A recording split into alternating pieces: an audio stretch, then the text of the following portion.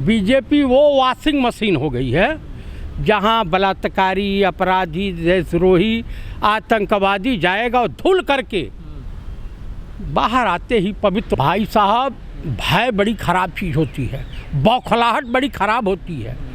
अरे मोहन भागवत अभी तो मदरसे और मस्जिद में जा रहे हैं, कुछ दिन में नमाज अदा करते हुए दिखाई देंगे और उसके बाद खत्म करके आरएसएस वाले हज भी करेंगे। मुझे कोई दिक्कत नहीं है। जिस व्यक्ति ने कभी मस्जिद और मदरसे में कदम न रखा हो और जिसका पैर लपट सुंदरी के पास जाने वाला हो, शरीर सशरीर, तो वो व्यक्ति अगर मस्जिद में जा रहा है या मदरसे में जा रहा है तो इसके पीछे मोहब्बत का पैगाम दे रहे हैं वो। इससे पहले क्या कर रहे थे?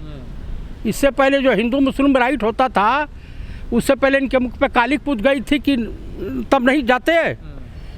उत्तराखंड में एक ब्राह्मण कन्या का बलात्कार हो जा रहा है और बीजेपी के मंत्री का बेटा कर रहा है। वो कौन वीआईपी हैं जो आ रहे थे?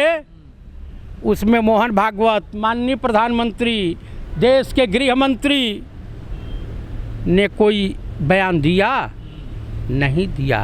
हिंदुस्तान की आवाम को क्या बना रहे हैं कि राहुल गांधी का जो पदयात्रा हो रहा है उसमें सात एम्बुलेंसों को रास्ता दिया गया। तो कह रहे भाई हमको भी। कल माननीय राहुल गांधी तो मूसलाधार बरसात में भाषण दे रहे थे। साहब भी देने मूसलाधार, प्राकृतिक का नहीं तो अप्राकृतिक रूप से बरसात करा करके पता चलेगा कि वो प्लांटर मशीन नहीं होती है जिसमें देख करके बोलते हैं वो ख़राब हो जाएगी तो कहेंगे भाई वो सुनाई दे रहा है क्या? सुनने में आ रहा है? बिना पढ़े बोल नहीं सकते। अरे भाई हम कह रहे हैं उनको जाना चाहिए। हैवान नहीं है, जानवर नहीं है, इंसान है। आप बताइए, जाना चाहिए। आप लोग क्यों आरोप अब हम कहाँ आरोप लगा रहे हैं? ये बताइए, हमारे पिताजी कभी मस्जिद न गए हों और मदरसे न गए हों, किसी दरगाह पे न गए हों और एक बैग जाएंगे तो सवालिया निशान तो उठता है ना। जिंदगी भर मुसलमानों को कोसने वाला व्यक्ति, कोसने वाला संगठन, टू नेशन थ्योरी देने वाला संगठन अगर उन लोगों के बीच जा रहा है, चाहे फटी पे जाए या मजबूरी में जाए।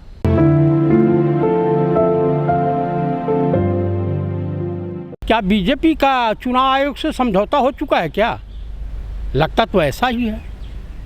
अगर इस तरह की बातें हैं कि जनता का रुझान पहले ही सामने आ जा रहा है, प्रधानमंत्री की रैली में भीड़ें नहीं हो रही है, बीजेपी के राष्ट्रीय अध्यक्ष के रैली में भीड़ें नहीं हो पा रही है, गुजरात में वहाँ की जनता को मुख्यमंत्री का नाम ही पता नहीं है, बीजेपी के तमाम एमएलए लोगों को जो अदर स्टेटों में पता ही नहीं है कि गुजरात का सीएम कौन है।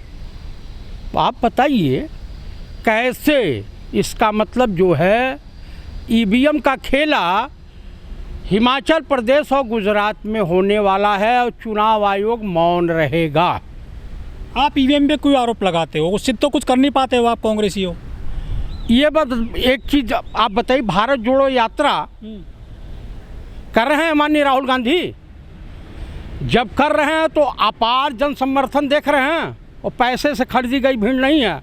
500,000 रुपये में भीड़ नहीं लाई गई है, ठीक है। जैसा बीजेपी की रैलियों में पर्दाफाश हुआ है, माननीय प्रधानमंत्री गए हैं, किसको चूतिया बनाना चाहते हैं कि एम्बुलेंस को रास्ता देते हैं। पीएम की जब रूट लगती है तो 1 घंटे पहले रोडें ब्लॉक कर दी जाती है, फिर एम्बुलेंस वहाँ कैसे आ गई? देखिए, राहुल गांधी जी पसीना बहा रहे हैं, पूरी दुनिया में चर्चा हो रही है, हिंदुस्तान में भी होनी चाहिए।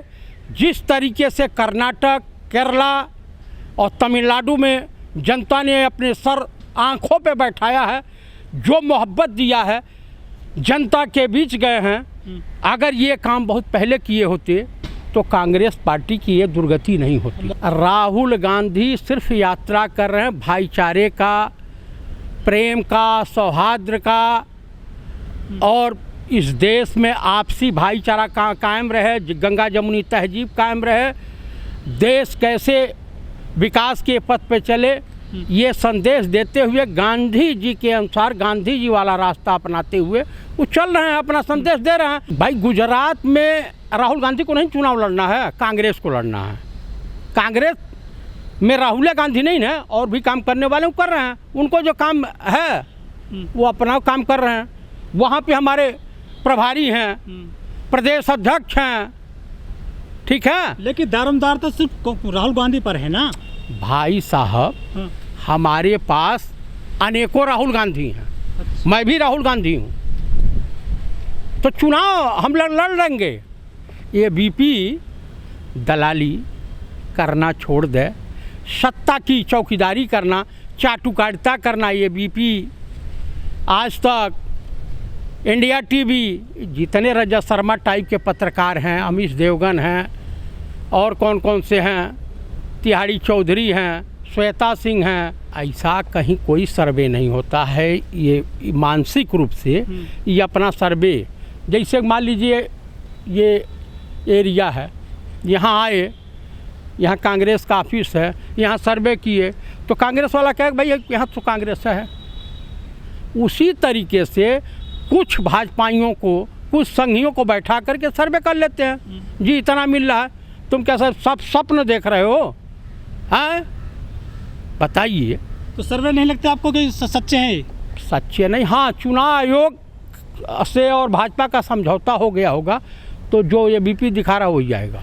मोदी जी ने 5G लॉन्च कर दिया है और पोस्टर लग रहे हैं शहर में। मोदी जी बड़ा काम कर रहे हैं, देखिए पोस्टर लग रहे हैं। हाँ, 5G जो अच्छा टेक्नोलॉजी है टेलीफोन की, वो 5G लॉन्च कर दी है। अरे 5G लॉन्च कर दें या 6G लॉन्च कर दें, लेकिन ये बतावें मोदी जी कि बेरोजगार नौजवानों को रोजगार कब मिलेगा, पेट्रोल डीजल के भाव कम होंगे, महंगाई कैसे कम होगी, इस पर तो नहीं कुछ जवाब देते हैं। वित्त मंत्री बोल चुके हैं कि महंगाई कोई मुद्दा नहीं है देश में, इस पर बात ना करें। अब तो किस पे बात करें? उनका शक्ल देख करके उस पर थूकें। देश में महंगाई नहीं है, देश में बेरोजगारी नहीं है, देश में भुखमरी नहीं है। अडानी अंबानी के चंदे पर ऐश कर रही हैं, वो वित्त मंत्री हैं, वित्त मंत्री लायक हैं वो निर्मला सीतारमण, और शास्त्र की खाक जानकारी नहीं है।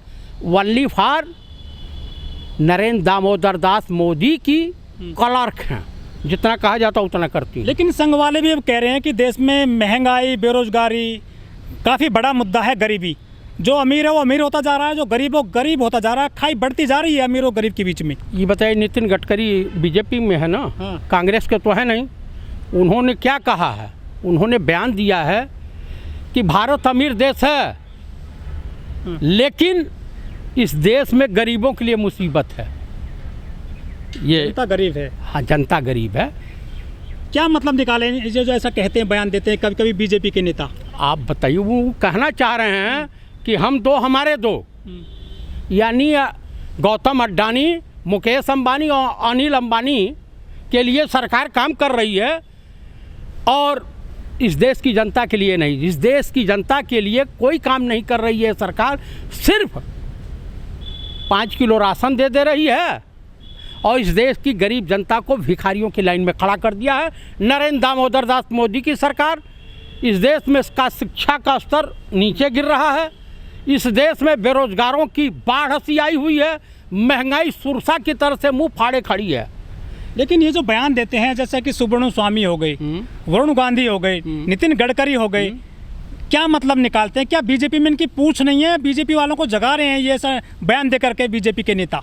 देश की जनता को जगाने का काम खाटी विद्वान है नितिन गडकरी, खाटी विद्वान है वरुण गांधी, वो लोग सच्चाई के साथ हैं।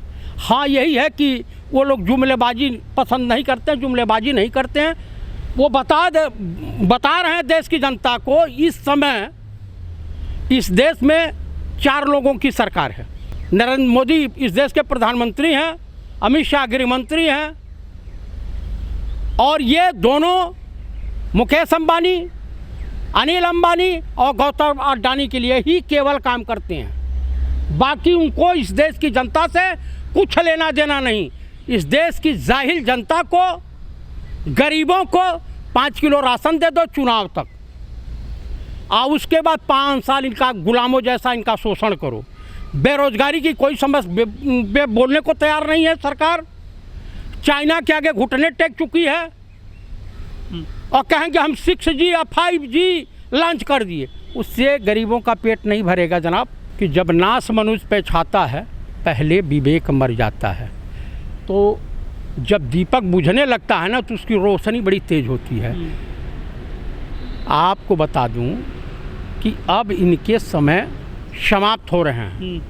ग्राफ तेजी से, वही ABP सर्वे कहा कि राहुल गांधी 70% लोगों की पसंद है और मोदी 30% लोगों की पसंद है।